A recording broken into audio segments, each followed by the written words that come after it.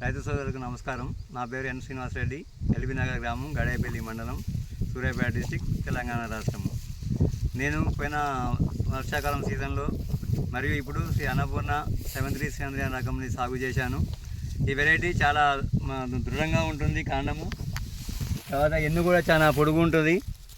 అధిక గింజలు సాంద్రత కలిగి ఉంటుంది. దీనికి పెట్టుబడి తక్కువ, తెగుళ్ళు చాలా తక్కువ, అధిక దిగుబడి వస్తుంది. పడిపోదు, గాలిలో కూడా పడిపోదు.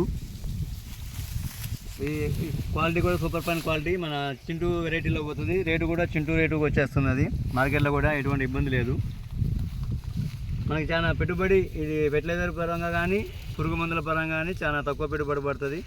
అగ్గి తెగులు, దోమ, మెడ విరుపు వీటిని తట్టుకుంటుంది. ఇంకా ఈరోజు మా పొలంలో క్రాప్ కటింగ్ చేశారు. క్రాప్ కటింగ్ చేస్తే 73 కేజీల అమ్మటి వచ్చినది. తర్వాత పక్క పొలం చిట్టిపొట్టి వెరైటీ ఉన్నది, అది కూడా చేశారు క్రాప్ కటింగు. అది 68 కేజీలు వచ్చేది.